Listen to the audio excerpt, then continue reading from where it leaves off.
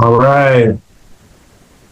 Peace and blessings to the family. This is your brother, Afro Descendant Ali, back with you on Transatlantic Productions with brother Siphiwe Baleka. Siphiwe, thank you for joining us once again on Voices for Liberation on Transatlantic Productions. There's been a lot going on since we last talked.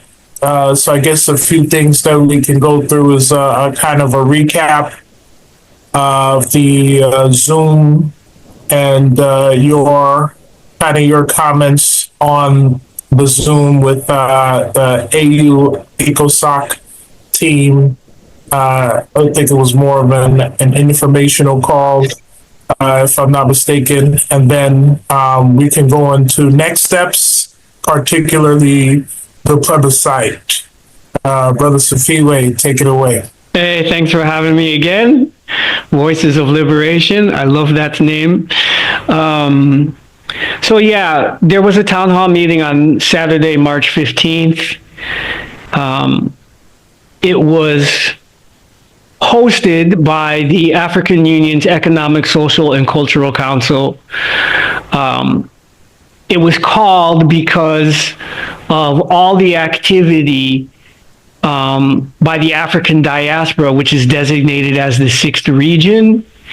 And the Economic, Social, and Cultural Council is supposed to have 20 seats reserved for the diaspora. And in 20 years, we've never filled those seats. We've never been able to complete an election for those seats for various reasons. And so at the end of 2024, there was a call for the elections for ECOSOC's 4th General Assembly, and the diaspora as the 6th region was excluded from those elections. So an entire campaign was launched by African diasporans to elect their representatives and try to get them seated in the Economic, Social, and Cultural Council. That created all kinds of problems and controversies. So I and one of the elected representatives from the United States region, Sister Cecile Johnson, supported by the voters in the election, were sent to Addis Ababa to try to mediate, negotiate. We did that. And so the result of that process was this town hall meeting on March the 15th.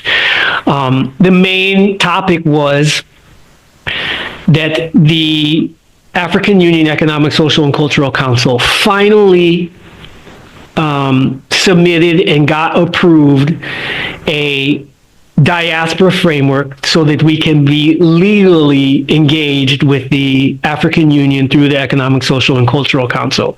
So that town hall meeting was the first time that there was actually a legal way for us to go forward.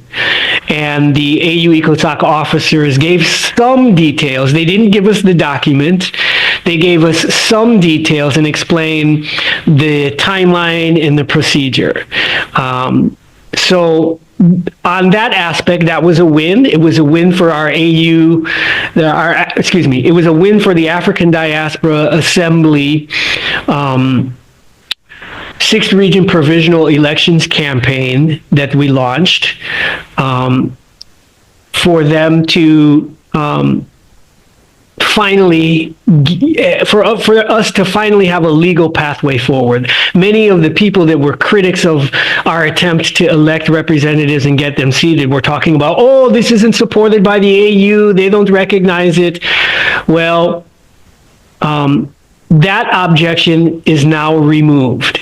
There is now a process. We're not exactly happy with it. The call for the elections won't be until the end of 2026, which means there will be no diaspora representatives in the African Union's Economic, Social, and Cultural Council during this all-important year of justice for Africans and people of African descent through reparations.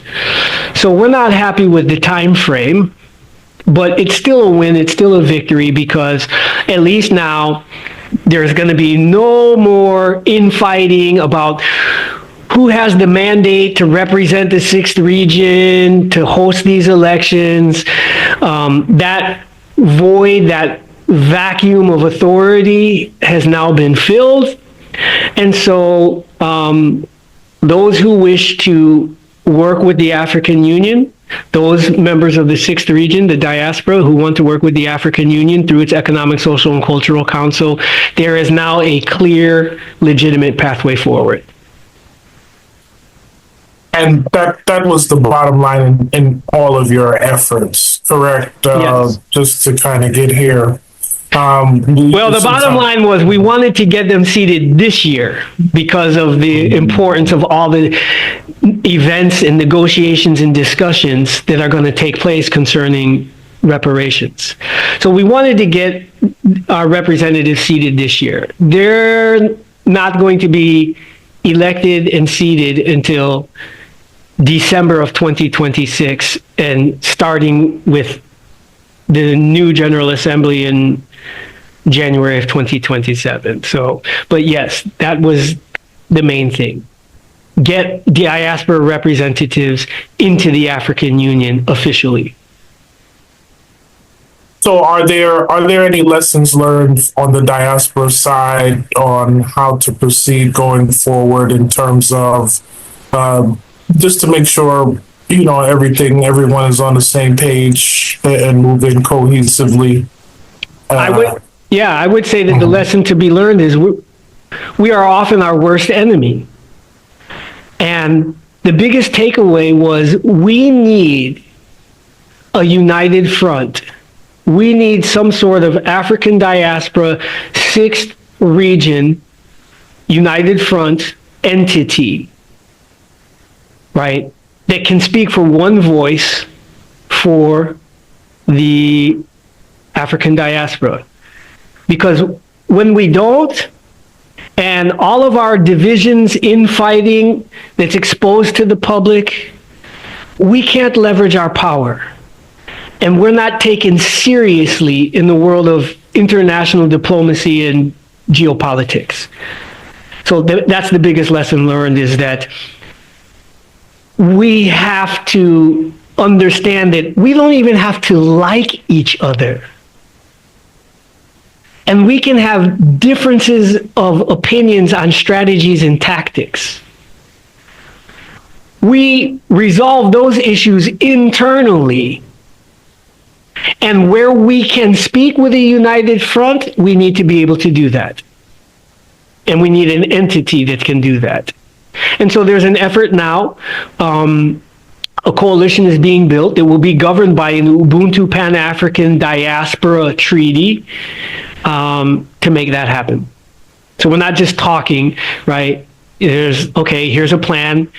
And plans are only as good insofar as they are implemented. So we have to take action. So all these people talking about Ubuntu and Ubuntu connectedness, and all these people claiming to represent the sixth region. You know how many groups call themselves the African Union, African Diaspora this, the AU, sixth region that, say they represent us? Well, if you truly want to represent us, then you have to join the United Front, because there would be no need for a united front if the people supported your entity. And the fact that there are so many entities which really don't have the people's support doesn't mean you have to give up on what your organization or entity is doing. It just means that, one, according to the African Union, you can no longer call yourself the African Union, African Diaspora, or whatever. You can't do it. And two, you need to join the people's movement. If you have a leadership structure with no basis support from the people, then you don't have much at all. So the people, right, all the organizations can come in at this point. Yes, sir. And that's a beautiful thing. You know, the silver lining in this is that this may be an opportunity to form a serious coalition on an international level to accomplish some things, at least outside of the scope of the work that's being done in the United Nations. So, you know, kudos to you and kudos to everyone else that are willing to work and join within the coalition. That's a beautiful thing. So before we jump into next steps? I guess the next steps would be the Pan African Congress. That work that you were the location and yeah, we'll just touch on that briefly. We can do a whole other one on that, but in 2024, 3 separate Pan-African Congresses were called and never held. And it showed further, just like the diaspora is divided, the Pan-African movement is divided. We can't even agree on one Congress and support it. So an effort is being made now to have an Ubuntu Pan-African Congress that would be hosted in a place that has the people's support. Now, in order to find out where that place is, we have to ask the people. So I had launched a campaign and a website basically asking people where do they feel is the best place to hold a united Pan-African Congress? Because when it was proposed to be held in Zimbabwe, there were Pan-Africanists that had a problem with that. When it was proposed to be held in Kampala, Uganda, there were Pan-Africanists who had a problem with that. When it was proposed to be hosted in Lomé, Togo, there were Pan-Africanists who had a problem with that. So what's the point of scheduling and hosting a Congress when we can't even agree on a place to meet? So the first thing that should be done is nobody should offer to host it, right? The first thing that should be done is consult the people, the Pan-African world, and see what is the most popular, the best place to have such a Congress. So I did some informal polling in some of the WhatsApp networks that I'm in, and the overwhelming favorite, and no surprise, is Burkina Faso. That seems to be the one place where the vast majority of Pan-Africanists around the world would be excited to go. There's a lot of support for Burkina Faso and the Sahel Alliance in general, and particularly for President Ibrahim Traoré. And so if that is the one place, if we can remove the controversy surrounding the place, that gets us one step closer to an Ubuntu Pan-African Congress.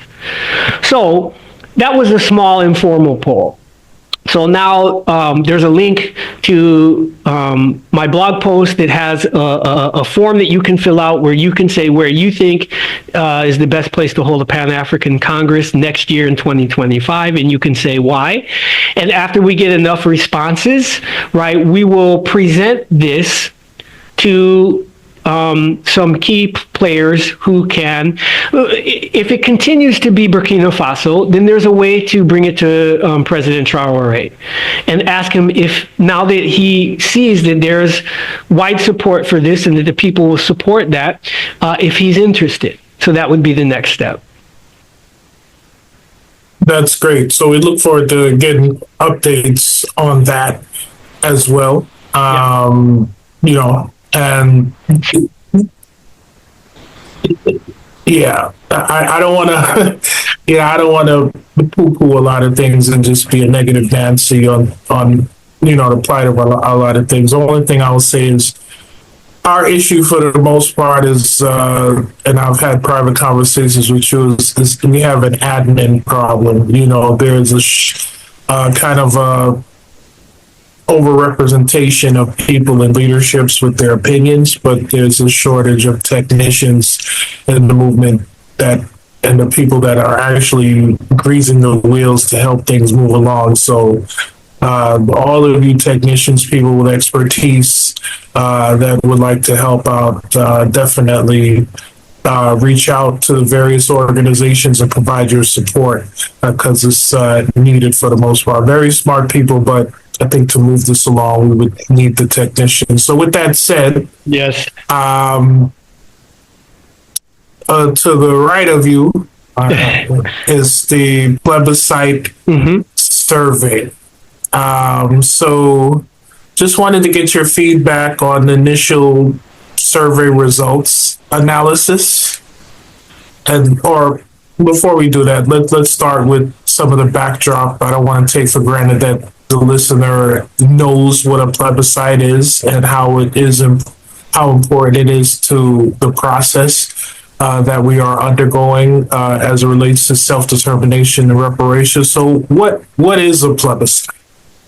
A plebiscite is a special vote of the entire voting population on a very important question that usually concerns with the political destiny or your political future. So in the case of Black people in America, a plebiscite would be a special vote of all the 29 million Black people of voting age on its political future, meaning, do you want to return to Africa, your ancestral homeland? Do you want to establish a nation of your own in territory that's currently claimed by the United States? Do you want to integrate into a multiracial American society that, I would add, doesn't want you? Or do you want to go somewhere else? Those are the four questions. So a plebiscite would give each Black person in the United States the opportunity to choose one of those options. And then those results would be used to frame the reparations discussion and negotiations, so that if you wanted to return to your ancestral homeland, you would get the resources to do that. If you wanted to establish a nation of your own on territory currently claimed by the United States government, you would get the land and the resources to do that. If you wanted to integrate into a multiracial American society, you would get the resources so that there would be no racial health and wealth gap. And if you wanted to emigrate somewhere else, you would get the resources to do that. So the plebiscite is the beginning part of that process. First, you have to ask the people what they want. And that never happened. At the Emancipation Proclamation, when the chattel was emancipated and they became a new class of freed beings, they were never asked, like all of them were never collectively asked, which option do you want for you and your family? They skipped that step. And this is one of the reasons why Malcolm X said we have to move from viewing our struggle in terms of domestic civil rights and raise it to the level of international human rights, because that plebiscite is protected in international law under the International Covenant of Civil and Political Rights. We have the right to conduct this vote, right? And then get the resources according to his own. And just a quick lesson to the viewing audience as far as some of the key players historically that have worked on this concept, because this is not new. There's some historical aspect to it.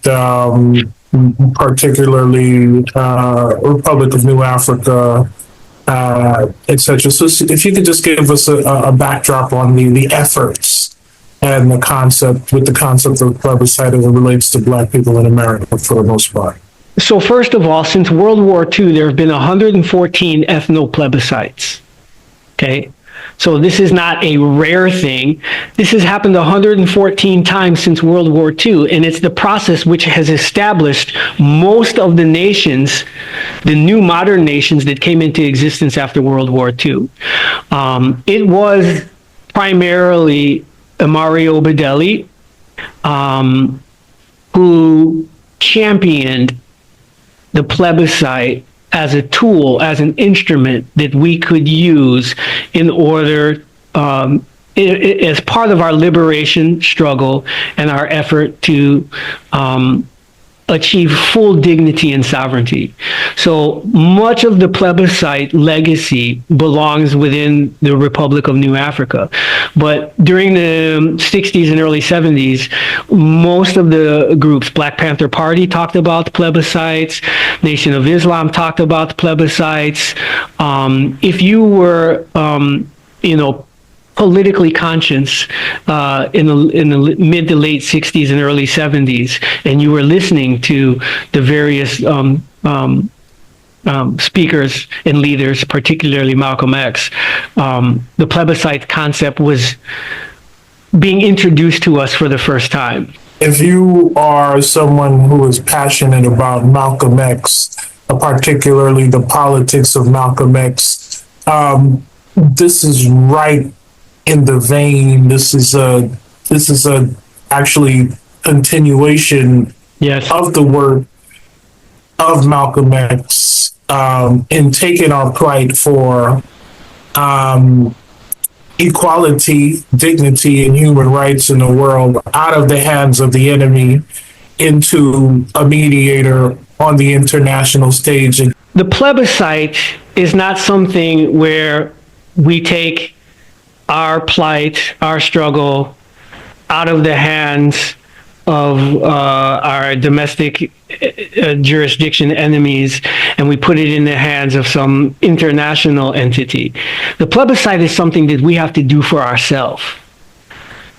The plebiscite is an exercise in self-determination. We, the Afro-descendant nation, when I use the word Afro-descendant, I'm referring to people whose ancestors were trafficked from their ancestral homelands, trafficked across the Atlantic into the Americas, right, and enslaved and suffered ethnocide, right? So the term is the term that came out of a conference in La Ceiba, Honduras in 2002, with 19 countries in the Americas participating, saying, we are going to refer to Black people who have this heritage by the term Afro-descendants. All right. Now, we Afro-descendants, we have to show the world that we can speak for ourselves. That's an exercise of self-determination.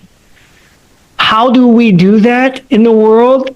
You conduct the plebiscite, and then afterwards you say, the nation of Afro-descendant people want the following things. X number percent want to return to Africa. X percent want to establish a nation of their own where they currently reside.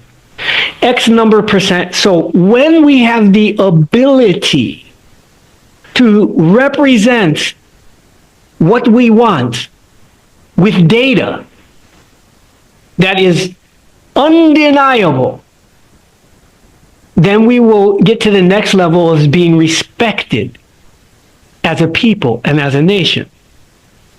Okay? Now, so it's not something that, for example, the UN does for us or the African Union does for us. This is something we have to do for ourselves. Which means, in order for it to qualify as a legitimate plebiscite, which by definition means a vote of the entire nation, the entire Afro-descendant nation, there are approximately 47 to 50 million of us in the United States. If we consider those people of voting age, so let's say age 18 or older, that's 29 million people that need to vote. That is going to require a massive amount of logistics.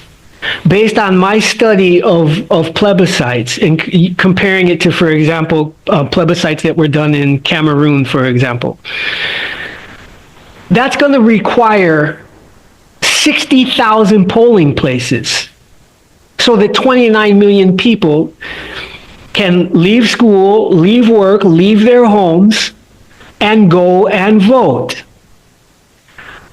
60,000 polling places. Now, if we're going to do this ourselves, we have to ask the question, what do we have that we own in 60,000 locations?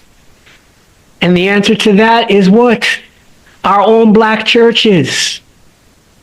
So that's about the only thing that we have that could be the sites of these 60,000 polling places. So one of the first things that has to be done is you have to get the Black churches to understand this historical imperative and the mammoth planning and logistics that are going to go into this. Now, it can be done. Think of the presidential elections in the United States. The United States has, what, 350 million people? And if you look at the voting age of that, that's, 150 to 170,000, 150 to 170 million. Don't they organize an election where people leave work, people leave school, people leave their homes, they go to a polling place, right? And they vote. So if we want to be respected as a nation, just like any other nation, we have to be able to do this for ourselves. And the only brick and mortar place that we have where we could actually set up voting centers are the black churches. This is just the beginning of the logistics. Okay, so I just put that out there just to emphasize this is not something that any international organization does for us. Now, we do it and we want their supervision. We want them to be observers and to help ensure that there's no interference, so that when we complete it, it will be certified by international organizations as this was legitimate. Now, anybody that's talking about a plebiscite for self-determination, who hasn't done the groundwork to put these kinds of logistics in place, they're not talking about a plebiscite, they're just talking about a poll. Okay? So that's the difference. Now, this is why we also have to use the correct term. We're not anywhere close to being there yet, to being able to conduct a plebiscite. We're not anywhere close. We're in the very early initial stages, and what we're doing is educating people about what a plebiscite is, why we need it, and what it's going to take. And as part of that education campaign, we launched an initial plebiscite survey. It's not the plebiscite itself. It's not a vote. We have launched this survey that asks 41 different questions that we need to get 10,000 responses to be able to demonstrate that we are now ready to seriously talk about a plebiscite and start attracting the resources from the international community that will aid us in getting to an actual plebiscite vote. So this initial plebiscite survey, we now that we had the first 300 responses, I said, let's take a look at it. Let's analyze it. What are we learning from the plebiscite survey? So this is the report. The interim PGRNA releases the very early initial plebiscite survey for self-determination results. First of all, the United States is divided into 10 regions. Here are the different questions. For each question, I had to go through and calculate. For example, on question 6, are you a registered voter? 50 people, 18% said no. 147 were registered Democrats, 8 were registered Republicans, and 92 were registered independents. So I had to go through for each question and tabulate the results and give the percentages. And then afterwards, I went through to point number 1. The survey was broad. People participated from 37 states and also a few countries as well, because some of our people, like me, are living in other places. I'm currently living in Guinea-Bissau. The ages ranged from 16 to 85, with the average age being 51.2 years old, with 52% males and 46% females from all demographic and political categories. Questions number 7 and 8 demonstrate that there is a wide variety on how respondents identify themselves. And the population of black people, how they identify themselves individually, and how they identify the population of black people in America collectively. Question number 7 says, if you can only select one of the following, which term do you prefer to use to refer to yourself? The top vote getter with only 22%. These others, the blue and the red, these were the numbers from earlier analysis.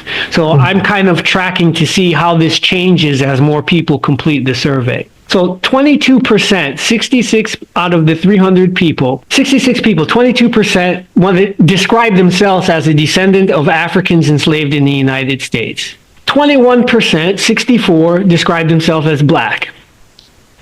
18% describe themselves as African American. 10% describe themselves as Afro-descendant. 9% as New African. 8% as African. 5% as foundational Black American. 5% as Indigenous. 2% as mixed. And what was the last one here? 1% as Aboriginal. Now, the next question.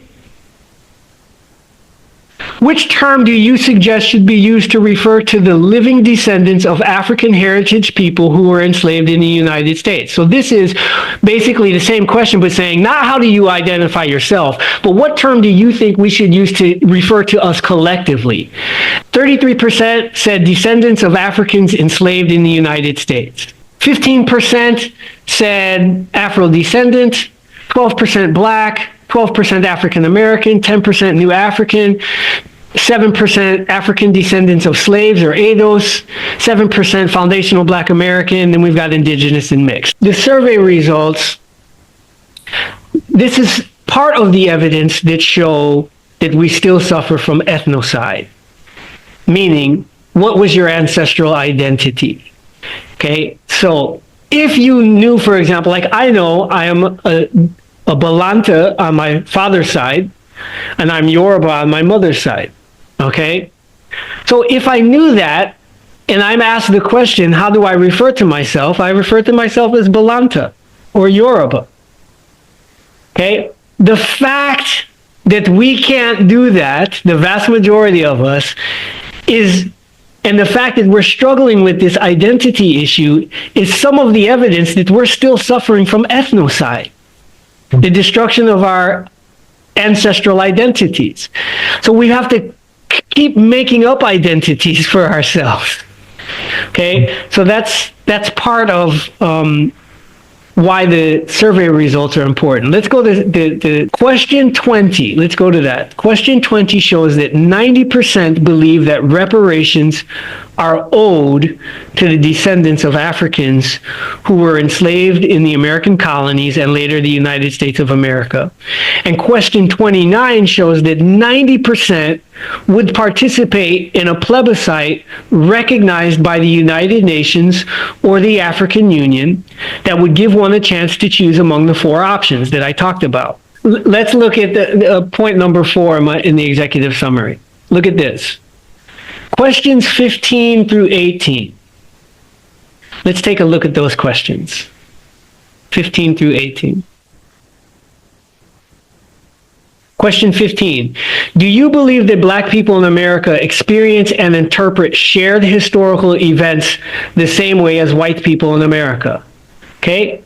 93% said no, we do not experience, right, shared historical events the same way. Okay. All right. Question number 16. Do you believe that Black people in America are fully integrated into American society? 88% said no, we're not fully integrated. Okay. Question 17. Do you believe that Black people in America constitute a nation within a nation? 86% said yes. And question 18. Do you believe Black people in America should have a government of their own like all other free people? 89% said yes. Okay, so those questions demonstrate 96% believe that Black people in the United States have their own heritage separate from the heritage of white people in the United States. And 86 properly conceive of themselves as what W.E.B. Du Bois called a nation within a nation. As such, And for other reasons, the United Nations should view black people in the United States as an internal domestic black colony living on non-self-governing territories in the United States, which will allow the UN Decolonization Committee, or the C-24 Committee, to recognize our current condition and use the decolonization frameworks to assist in the process of achieving self-determination and independence. See, the survey results show evidence to the United Nations and other international institutions that black people in the United States are a nation within a nation, a subjugated nation, and as a result, they have been colonized. That's an argument that was put forward. Absolutely. In the 60s, right? But is not a common understanding amongst our own people today or the international community. Mostly we have accepted that we are American citizens. Okay? It's only this idea held by the nationalists, at least we thought that the idea that we are our own nation within a nation was only held by the nationalists. The survey is showing you that no, almost all black people feel that they are a nation within a nation. So this is going to help change the narrative and how the world deals with us if these results continue with these same kind of numbers. All right, let's look at point number 5. The survey shows that if forced to choose only one option, 47% choose the creation of a new African nation on American soil. People want freedom and independence. They want a government of their own. 43% choose to return to Africa, while only 21% choose U.S. citizenship, and 5% choose to emigrate to some other non-African country. All right, now, people are going to say, oh, that's bogus. Most people want to be citizens of the United States, and that's probably true. This is why we need to get to 10,000 results, survey responses, so that we can claim that we have a credible representation, right, of the full demographics of black people in the United States. Right now, the results are somewhat skewed because it's being distributed in a lot of networks where people have this consciousness, okay? Right. What some people call the woke community.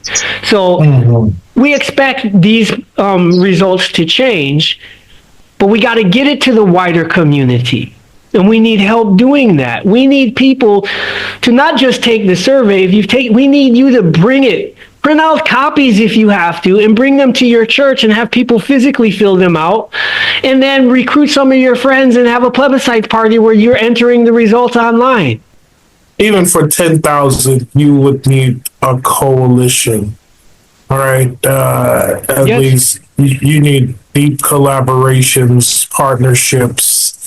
And we need the plebiscite survey. We need at least 10,000 to be able to say, look, this is a credible sampling of the black people of the United States. We need 1,000 results from each of these 10 regions. Now, if in each of these 10 regions, you got 500 men and 500 women, and the ages ranged from 15 to 86, and it was all levels of educational status and all levels of financial status, both Republicans, Democrats, independents, and non-registered people. We could then credibly say that this represents the entire United States, couldn't we? But we want to get to 10,000 to say, look, this is the first survey of its kind. We hit every region of the United States. We hit men and women. We hit every age group, and we hit every demographic. If we do that, the results can't be argued. What's it going to take to get there? Now, I'm not going to finish we're almost done. Right? Point 6, questions 9 through 14 this is what I was looking for, show that the majority of descendants of Africans enslaved in the United States still suffer ethnocide, which is the destruction of their natural ancestral identities, and proves that the original harm committed by the colonial and state-sanctioned ethnocide laws and policies still continue today unremedied. 75% of the respondents, and that 75% of the respondents would take the African ancestry DNA test if provided free of charge as a form of reparations. Thus, ancestral lineage restoration needs to be among the highest priorities for the reparations movement. Moreover, emphasizing the continuing harm of ethnocide should be promoted as a legal strategy as it gets past the statute of limitations and objections. All right, so let's go to these questions. Let's take a look at them. Questions 9 through 14. Okay. Question 9. Did one of your maternal lineage ancestors survive the Middle Passage from Africa across the Atlantic to the Americas? Okay. You got 44% say, I don't know for sure. And another 5% say no. 51% said yes. Okay. Then when you ask from which modern day country in Africa did your maternal ancestor that survived the Middle Passage across the Atlantic Ocean come from? Okay. If you ask that question, 55% say I don't know. 8% said the United States, which means they didn't understand the question, right? Because it says from which modern day country in Africa, and 25 people answered the United States. So this is showing you, right, the amount of confusion. We've got some people that have taken African ancestry or other DNA tests that they know where they come from. Now, so what we're looking at is take 55%, another 8%, that's 63%, right? If we go to question 11, if provided to you free of charge, would you take the African ancestry matrilineal test? 77% said yes. Question 12, did one of your paternal lineage ancestors survive the Middle Passage from Africa across the Atlantic to the Americas, right? 50% say, I don't know for sure. Okay? And then if you, the next question, from which modern day country in Africa did your paternal ancestor that survived the Middle Passage come from? Right? 61%, I don't know. Okay? Meaning, if you don't know who and where you came from in Africa, that means you still suffer from the destruction of your ancestral lineage. That's called ethnocide. Now, one of the arguments that the colonizers and the enslavers make to deny us reparations is they say that happened so long ago in the past, and the harm that was done then, it doesn't affect you now. This survey can now demonstrate, we now have the data that it does. All right, so why? Let me do this. We were made to systematically redefine who we are, because he asks, who are you? And using this psychological dehumanization process, our ancestral identities were taken, they were destroyed. That's called ethnocide.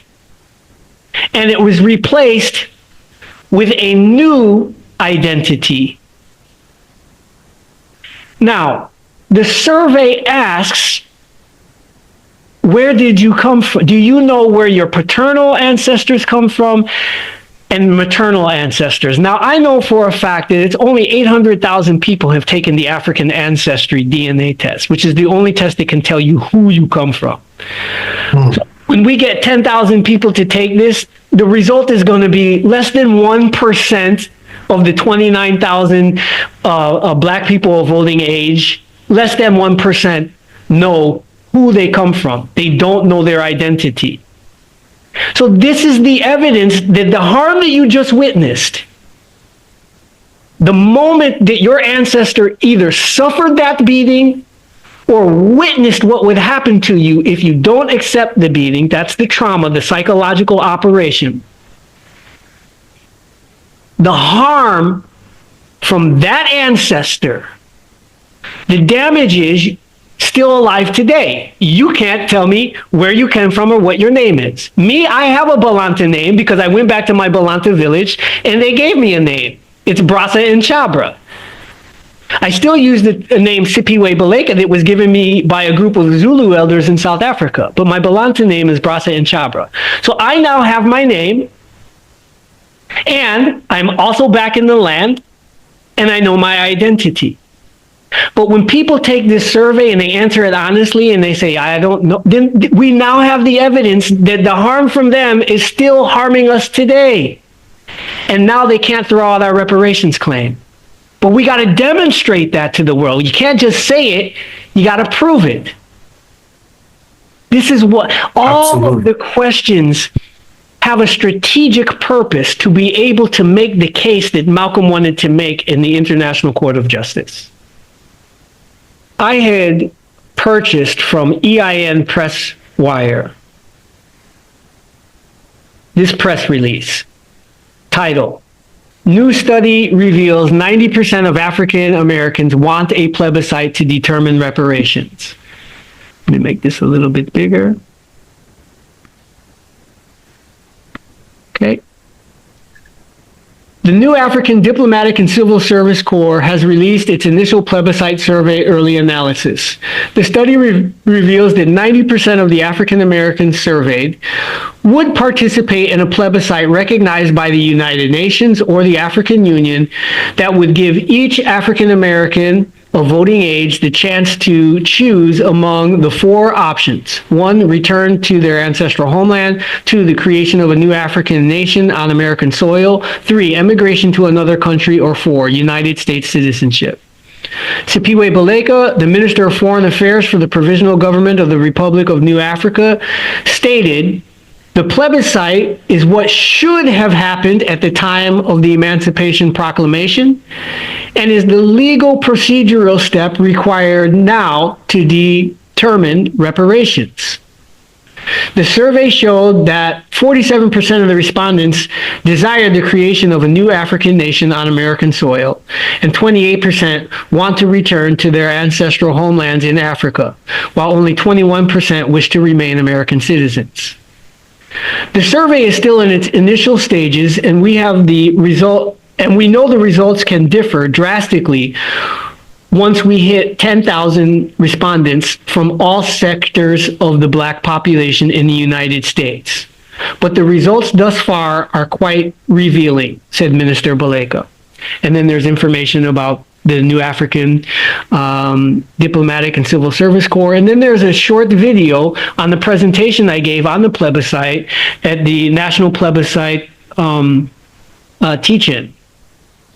Okay?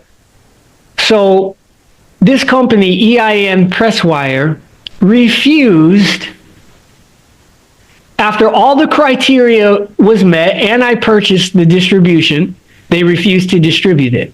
So our people need to know, like, how we're being censored at this time. This is just a continuation. It's a violation, of our rights. They were asked why. I called customer service twice, sent emails, asked them, why isn't it being released? They have a unit, an editorial unit, that reviews these press releases, and they have some kind of evaluation for what a customer service rep told me was political content. So they inadvertently let me know it had something to do with political content, but didn't tell me, they haven't responded to why wasn't it distributed. So that's the story now. The story now is not only do we have the survey results, we also have evidence of how the media is trying to do a whiteout. Right. So that we can't educate the American public on what it is that we want. So that they can continue to control the reparations narrative. Right. And, you know, I've said this to others as it relates to reparations, human rights things where people have been denied venues, things of that nature because of the perception that what we're doing is dangerous. And what I reiterate to many people, what we're doing, there's nothing wrong with what we're doing. We're well within our human rights to be doing this. This is well documented, and you're going to have a lot of instances where people are going to try to kill you by death by 1,000 paper cuts, right? So it's like,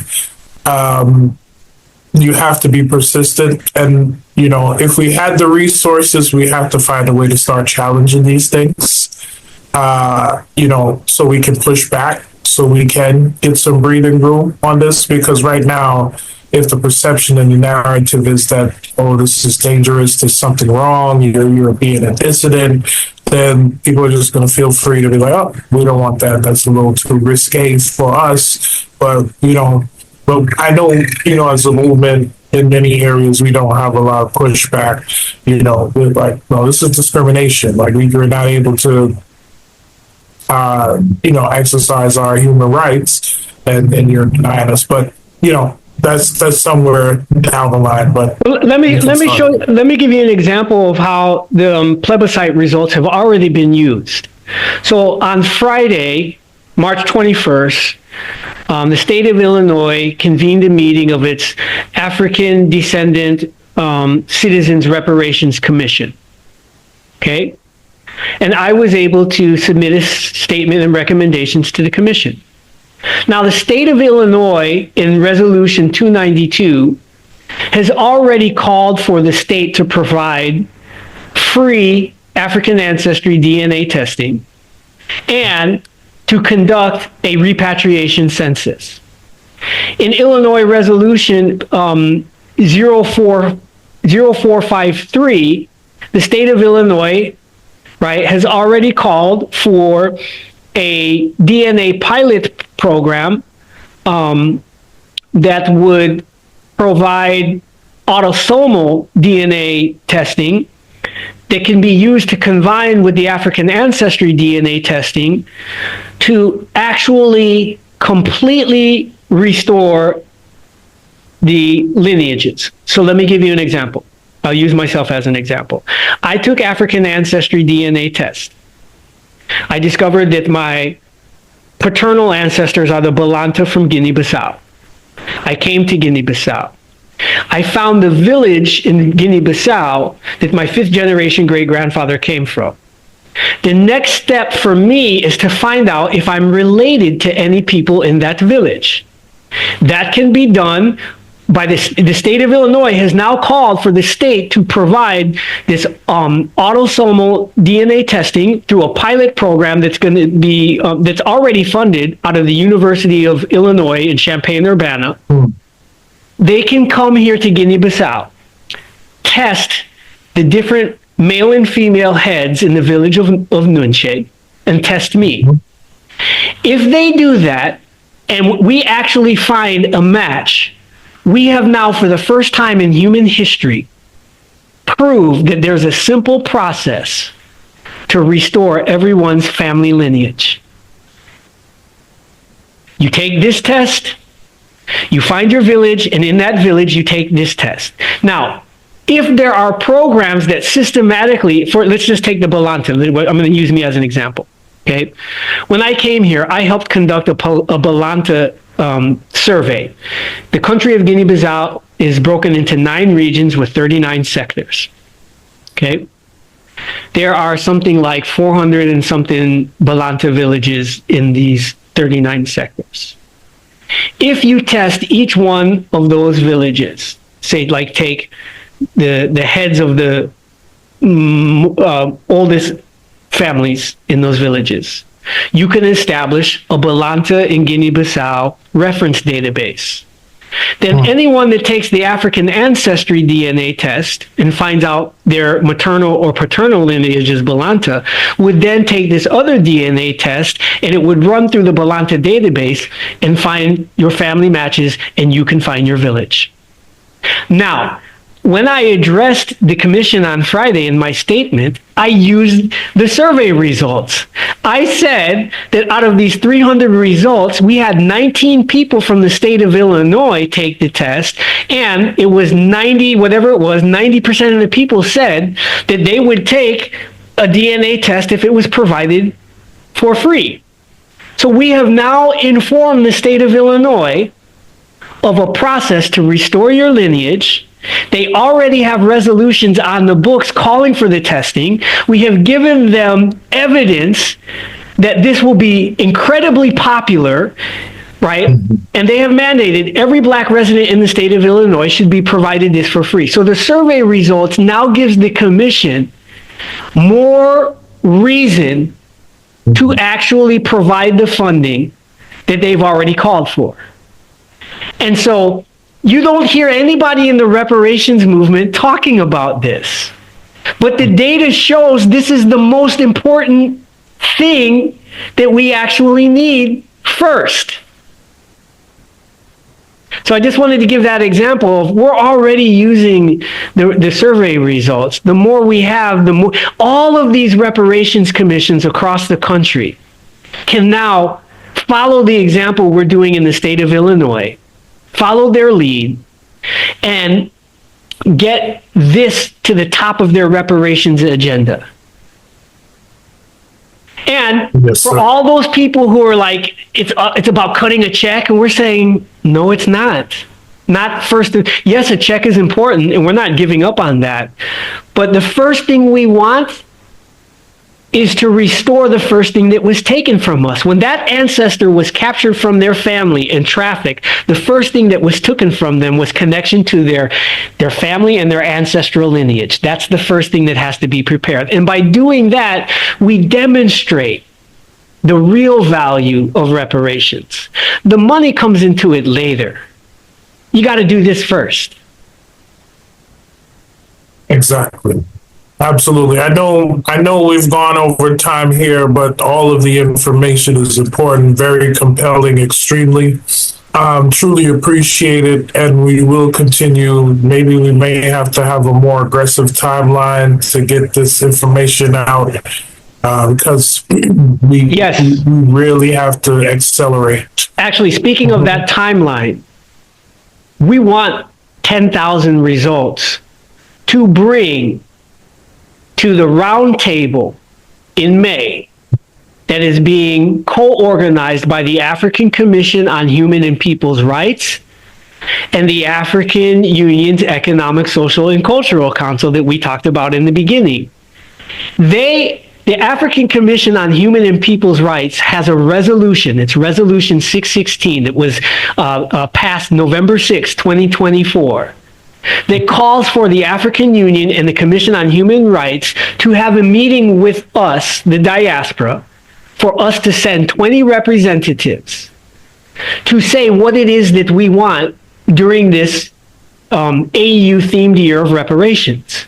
We want to show up to that meeting with 10,000 survey results to say, look, it's not us saying it. We've got 10,000 people saying this is what they want. And this is representative of black people in the country. That's just one of the things we want to bring to them on the table. So how do we go from now? Like, I believe in us. I believe in our viewers. Absolutely. I believe in us as a people, that if we understand this, that we can follow an instruction. And right now it's simple. Go to the website. You'll drop the link in it. If you haven't taken the survey, take it. And then figure out, you who are watching this, listening, you figure out how you get 2, 5, 10 more people to take it so that we can get to 10,000 by May. If we can't do that, then it just shows how weak we are when it comes to a united front, right, that is focused on our liberation. This is a simple task. It's literally just sharing a link or printing out a copy of the questions and getting people to fill it out and sitting down for an hour and entering some people's results. It's grunt work, but it's simple work that anybody with an internet connection can do. And it's really sharing a link and then talking to your family and say, look, fill it out, making sure they do that. That's because, and this is my final point, you talked about this people having the perception that this is dangerous. The United Nations has said that the exercise of self-determination is irresistible and they used another I word, irresistible and irreversible.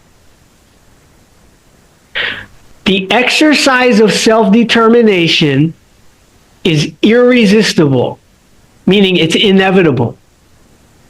And it's irreversible. You can't put the genie back in the bottle. You can't put the toothpaste back in the tube. It's out of the box. The United Nations says that if you deny people the exercise of self-determination, it will result in armed struggle. And it is the right of the people to do it. This is why the United Nations has an entire decolonization C-24 subcommittee under the peace-building organ of the United Nations that is entirely devoted to conducting plebiscites as a peaceful way to make sure that doesn't happen. We are saying, look, there is evidence showing, there are questions on that survey that ask, are you prepared to defend your self-determination, right, with arms? We want to show that there's evidence now that there's a growing consciousness, there's a significant number of people who are doing this, and we don't want it to escalate to violence. We want a peaceful resolution of our right to self-determination, and the plebiscite is the way to do that through negotiations. The United Nations itself, when it set up its instruments to provide for the exercise of self-determination, admits that if you don't do these peaceful things like a plebiscite, one day it's going to result in an outbreak of an armed revolt. We don't want to go there. We might not even have the stomach for it today. But this is the way forward for civilized people who respect the rule of law, so-called international law. So all we need to do is complete the surveys, demonstrate that there's evidence, and then the United Nations is required to offer us assistance in organizing a plebiscite. It has an entire organ, the C-24 organ, that is responsible for this. So we want to take the survey results, not only to the meeting between the African Commission on Human and People's Rights and the African Union, but after that, after we've said we've gone to our own governments with this, now we want to go to the United Nations and say, look, we are going to need assistance with the logistics of 60,000 polling places. That's why this is so important. Otherwise, we're going to have to rely on the black celebrities, our sports stars and entertainers, to give us the money for the education campaign and the plebiscite campaign. And we're talking tens of millions of dollars because they're the only people in the black community that have it. So you've got to get the rappers, the football players, the NBA stars, right, the movie stars. They either have to raise in their consciousness and decide, yeah, I'm going to come out of my pocket expecting no return on this investment and fund it because it has to be done. Those are the only two alternatives. Peaceful ones. Yes, sir. Anyway. And Peaceful it shall be, definitely. Thank you so much, Brother Siphiwe. We will accelerate the timeline. May just have to put all of them on the calendar at one time. So we just make it a routine so we can continue to be repetitive with our message. Truly appreciate the work you're doing, and we will support you here at Transatlantic as much as possible. And with that said, family, make sure you share this with everyone and fill out the Plebiscite Survey link, which will be in the description. And I'll also put it in the community tab. So salute everyone. Until next time. Peace. Voices of Liberation.